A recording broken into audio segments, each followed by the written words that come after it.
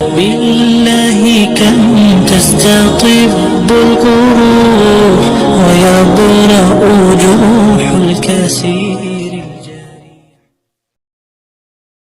بالله كم تستطب درا درسو سورة سورة القدر جأمتي إسين سورة مكاتي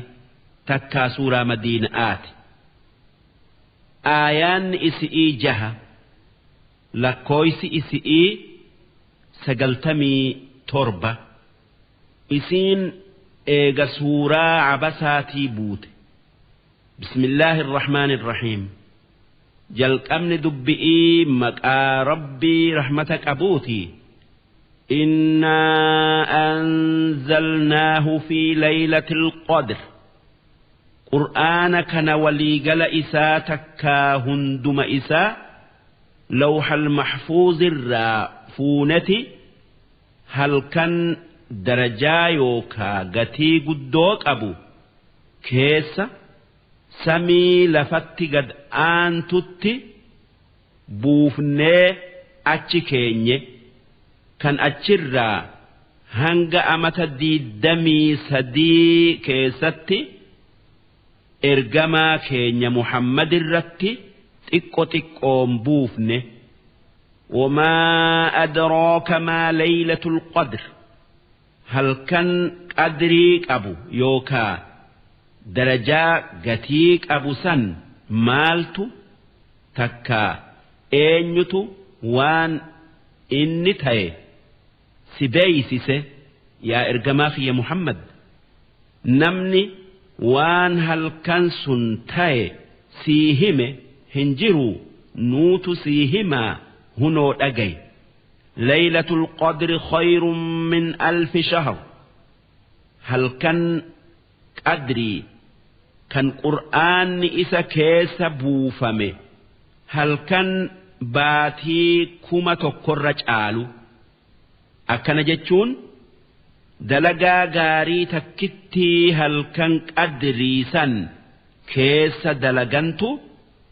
salaata tayuu sadaqaa tayuu waan biraa tayuu dalagaa gaarii baatii 1,000 keessa dalaganirra sawaaba caalaa qaba jechu tanazzalul malaa'ika halkan qadriisan malaa'ikan samiidhaa gara lafaa buuti warruuxu fiihaa kan akkasuma jibriil cifraa isaati wajji bu'u ruux jechuun jibriili bi'izni rabbihim malaayikonni sami'ii bu'uun ajaja rabbii isaanitiini isaatu bu'aa je'ee ajaje من كل أمر والربين مره تكا حكمه رزقي تيو وانبرا تيو حكمي تكا فردي هل كان قدري كنرا هنگ أمتا أفت ديمت كان ور لفت مرمتين ور لفر كان اتمرمتر أمري ربي سنقودؤوف ملائكا سمئي بوتي سلام هي حتى مطلع الفجر هل كنسن هل كان نجيات كان خيري ملي شرين إسا كيس هنجر تكا إسا كيستهن أرقمن هل كان سلام تآتي كم ملائكا سمئي بوت هندي نما مؤمن الرت سلامت ملئ برهن دبر دوب ربين هل كان سن كيس وان أمت أسديم كيس دلق مهند الدب باسي قبروتن إسا ور لفرق أودا هل كان أكدت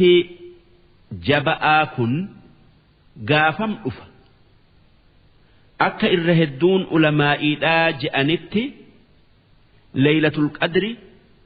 baatii ramadaanaa keessa dhufa jalqabarraa hanga dhumatti halkan tokko ramadaanarraa halkan qadrii tayuun ni mal haa tayuu kurnan ramadaanaa kan boodaa keessatti argamuun kajeelama sanuu qari irratti dhufuun akkaan kajeelama guyyaa 21 23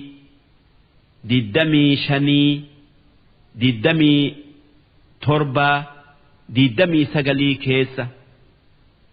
ammoo namni gariin akki je'u halkan qadrii amata keessaa halkan tokko tayuu ni mala haa tayuu kan ramadaana keessa je'uutu irra jaba wanni rabbiin laylatul qadri baatii ramadaanaa keessa dhidhimseef kan kana hin je'in akka isa qunnamu'uuf